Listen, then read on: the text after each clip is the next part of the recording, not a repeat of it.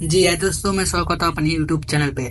आज हम कक्षा 12 के हिंदी का सबसे इम्पोर्टेंट श्लोक देखेंगे, क्योंकि बोर्ड एग्जाम के पेपर में श्लोक पूछता है। श्लोक के साथ उसका संदर्भ पूछता है और कौन से श्लोक पूछते हैं वो आपको बताऊंगा। जो मैं आज श्लोक लेकर आया हूँ वो 2023 और 24 में स्पेशली वो आ चुके हैं। हम लोग उसी को वही इम्पोर्टेंट श्लोक इस वीडियो में लेकर आए हैं। ठीक है, ये महत्वपूर्ण श्लोक है हिंदी का 2025 का बोर्ड एग्जाम। ये किसी के लिए बोर्ड के लिए, यूपी बोर्ड के लिए भी है, बिहार बोर्ड के लिए भी है, एमपी बोर्ड के लिए भी है। अगर वीडियो आपको थोड़ा सा भी पसंद आएगा तो मेरे चैनल को सब्सक्राइब कीजिएगा और लाइक कीजिएगा और शेयर भी जरूर कीजिएगा। ठीक है, तब हम स्टार्ट करते हैं। तो हम लोग का पहला श्लोक ये है। ठीक, देखिए क्या कौन सा श्लोक है। न चोरहार्यम न च राजहार्यम न भ्रात भाज्यम न च भारकारी वैकृते वर्धत एवं नित्यम विद्याधनम सर्वधनम प्रधानम। ठीक, ये हम लोग का श्लोक दिया रहेगा। बोर्ड एग्जाम में ऐसे श्लोक दे देगा आपको। श्लोक में पूछेगा इसका संदर्भ व्याख्या कीजिए और हिंदी में अनुवाद कीजिए। और इसका संदर्भ लिखिए। ऐसे बोर्ड एग्जाम में आपको पूछ देगा। ये एक श्लोक नहीं देगा, ये अथर्वम का एक और श्लोक देगा। तो ये हम लोग सुभाषितानी नामक पाठ से लिया गया है। ठीक, सुभाषितानी नामक पाठ से जितना चैप्टर है उसमें इंपॉर्टेंट है श्लोक, उसको हम लोग ले लिए क्योंकि उसी में से ज्यादा पूछता है क्वेश्चन श्लोक वाला। तो ये हम लोग ये उठाए हैं। इसमें पहले आप थोड़ा सा और समझ लेते हैं। चौरहार्य मतलब चोर, चोरों द्वारा। ठीक, राजहार्य मतलब राजाओं के द्वारा। ठीक, भ्रात्य मतलब होता है भाई। अब भाज्य मतलब बांटना। ठीक, भाइयों के द्वारा बांटना। न च भारकारी मतलब भार नहीं है। वह मतलब जितना खर्च करोगे। ठीक, वह एक नित्यम, वो इतना ही नित्य दिन बढ़ता रहेगा। और सर्वप्रथम धनम, वह धन है। वह सर्वप्रथम धनम है मतलब सबसे मुख्य है। ठीक, तो सबसे पहले हम लोग हेडिंग डालेंगे संदर्भ का। ठीक, हेडिंग डालेंगे संदर्भ।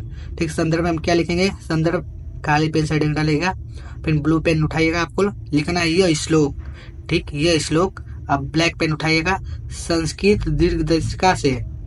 ठीक, अब फिर ब्लू से फिर ब्लैक सुभाषितानी मतलब ये किस पाठ से लिया गया है। सुभाषितानी पाठ से लिया गया है। लेसन इसका 7 है, सुभाषितानी पाठ से लिया गया है। ठीक, शीर्षक नामक पाठ से लिया गया है। ठीक, ये हम लोग का श्लोक है। जो हम लोग का मेन रहता है इसको हम लोग ब्लैक पेन से हाईलाइट कर देते हैं कि एग्जामिनर देखेगा तो वो देखते ही नंबर दे देगा। आपको यहाँ पर बता दे रहा हूँ, इस संदर्भ में 2 नंबर का होता है। अनुवाद करेंगे उसमें भी 5 नंबर का होता है। टोटल आपको 7 नंबर मिलेगा।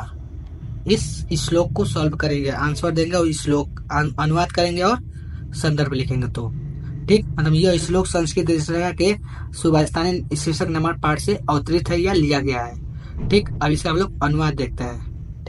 ठीक, ये हम लोग का अनुवाद है। ठीक, अनुवाद में कैसे हम लोग लिखेंगे। अनुवाद हेडिंग डाल देंगे, हम लोग लिखेंगे उसका उस श्लोक का अनुवाद मतलब हिंदी में अनुवाद करना है। विद्या रूपी धन समस्त धनों में प्रधान है, मतलब विद्या रूपी जो धन है वह समस्त धनों में प्रधान है। न तो चोर उसे चुरा सकता है। ठीक, न राजा उसे छीन सकता है, न राजा द्वारा उसको छीना जा सकता है, न भाई द्वारा बांटा जा सकता है और न यह बोझ बनता है और खर्च करने से यह निरंतर बढ़ता रहता है।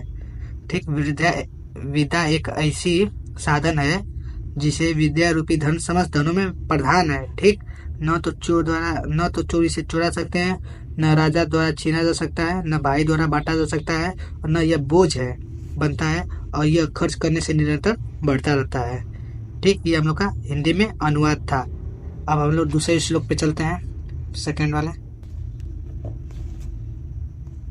दूसरा श्लोक हम लोग का है। कमान दुग्धे विष कृष्ण लक्ष्मी कृति सूरते दिश कतम या हिंसंती शुद्धा शांत माता मंगल्यानम धेनु धीरा सुगैतम वज्माहु। ठीक, ये हम लोग का श्लोक है। इसमें संदर्भ लिख दीजिएगा क्योंकि मैं संदर्भ नहीं लिखा हूँ, वो यह जान जाइए सुभाषितानी नामक पाठ से लिखा है। बोर्ड एग्जाम में आपको संदर्भ जरूर लिखना है। अगर संदर्भ नहीं लिखेंगे तो नंबर आपका कट जाएगा। संदर्भ लिख दीजिएगा। वही जो पीछे संदर्भ दिखाया हूँ इसमें भी वही लगेगा, जितना दिखाऊंगा उसमें भी सब वही संदर्भ लगेगा, तो इसलिए नहीं लिखा हूँ मैं। उसका अनुवाद लिख दिया हूँ, मतलब अनुवाद रेडी डालेंगे। क्या इसका अनुवाद। शुद्ध शांत और संपूर्ण कल्याणों को जन्म देने वाली। एक शुद्ध शुद्ध, शांत और संपूर्ण कल्याणों को जन्म देने वाली सत्य एवं प्रियवाणी को ऐसी गौ कहा जाता है। ठीक, सत्य एवं प्रियवाणी को ऐसी गौ कहा जाता है, जो समस्त इच्छाओं को पूर्ण करती है, दरिद्रताओं का दूर करती है, दरिद्रता दूर करती है, यश को जन्म देती है और पापों को नष्ट करती है। ठीक, और पापों को क्या करती है? नष्ट करती है। ठीक, ये हम लोग का दूसरा श्लोक था। अब हम लोग तीसरे श्लोक में चलते हैं। ठीक, ये हम लोग का तीसरा श्लोक है। ठीक, तीसरा है, इसमें दिया है उदेतित उदेतित उदेतित सविता ताम त्राम एवा सिमेति च संपते च विस्पते च महतो रूपकता। ठीक, ये श्लोक हम लोग का है। इसमें अनुवाद छोड़िए, अभी संदर्भ लिख लीजिएगा आप लोग। ठीक, अनुवाद यहाँ पर है, इसका हिंदी में अनुवाद क्या होगा वो बोल रहा है। तो उदेति है मतलब समझिएगा उदित मतलब सूर्य उदित होते समय लाल होता है, मतलब सूर्य जब उगता है तभी लाल होता है, और अस्त होते समय भी लाल होता है, और जब डूबता है मतलब अस्त होता है, शाम होता है, तभी वह लाल ही होता है। संपत्ति और विपत्ति में महापुरुष एक रूप होते हैं। ठीक, संपत्ति और विपत्ति में मतलब संपत्ति में खुशी में और दुखी में महापुरुष एक रूप मतलब एक समान व्यवहार करते हैं या दर्शाते हैं। अपितु समभाव से सुख और दुख दोनों को ग्रहण करते हैं। अपितु समभाव मतलब समान भाव से सुख और दुख को दोनों को ग्रहण करते हैं। कौन? महापुरुष। ठीक, ये हम लोग का तीसरा कथा। अब आगे चलते हैं चौथे पे। ये हम लोग का तीसरा श्लोक है। ठीक, क्या दिया है? चौथा श्लोक है। इस श्लोक से पढ़ने से पहले एक बार और बता दे रहा हूँ मैं, जितना श्लोक दिखाया है आपको, ये 2024 में और 23 में नहीं, 2024 में ये आ चुके हैं श्लोक, तो ये 2025 में भी आने की संभावना है। तो चौथा श्लोक है भाषासु मुख्य मधुरम दिव्य गिरि भारती तस्य ही मधुरम काव्य तदादपि सुभाषितम। ठीक, ये हम लोग का श्लोक था। अब इस श्लोक का हम लोग संदर्भ लिखेंगे, अनुवाद करेंगे हिंदी में। तो संदर्भ में बता चुका हूँ पहले ही। अब अनुवाद हेडिंग डालेंगे, लिखेंगे भाषासु मतलब होता है भाषाओं में संस्कृत। ठीक, संस्कृत सबसे प्रधान, मधुर और अलौकिक है। ठीक, उससे उस मधुर उसका काव्य और उससे मधुर उसके सुभाषित है। सुभाषित मतलब सूक्तियाँ भी पूछ सकते हैं आप लोग। सूक्तियाँ यहाँ पर लिख देंगे तो कोई भी गलती नहीं होगा, सूक्तियाँ भी लिख सकते हैं। भाषाओं में संस्कृत सबसे प्रधान, मधुर और अलौकिक है। उससे मधुर उसका काव्य और उससे मधुर उसका सूक्ति या सुभाषित है। ठीक, ये हम लोग का चौथा श्लोक था। अब लोगों का पांचवा श्लोक है, जो कि वो लास्ट श्लोक है। ठीक, ये हम लोग का पांचवा श्लोक है, जो कि ये लास्ट है। ठीक, दिया है श्लोक में सहसा विदघित न क्रियाम विवेके परदाम पदम वीरेषु ही विस्म करी गुण लुब्धा स्वयमेव संपदा। ठीक, ये हम लोग का श्लोक है। अब श्लोक देखने के बाद हम लोग संदर्भ लिखेंगे। संदर्भ में पहले भी बता चुका हूँ, रिपीट कर देना एक बार और। ये अनुवाद है। ठीक, अनुवाद मतलब हिंदी में इसका अनुवाद है, मतलब हिंदी में इसका अर्थ लिख रहे हैं हम लोग। सहसा मतलब सहसा विदित न क्रियाम, यहाँ दिया श्लोक देख लीजिए, अर्थ दिया अनुवाद। बिना विचार किए कार्य नहीं करना चाहिए। ठीक, बिना विचार किए कार्य नहीं करना चाहिए। अज्ञान मतलब अज्ञान परम आपत्तियों का स्थान है।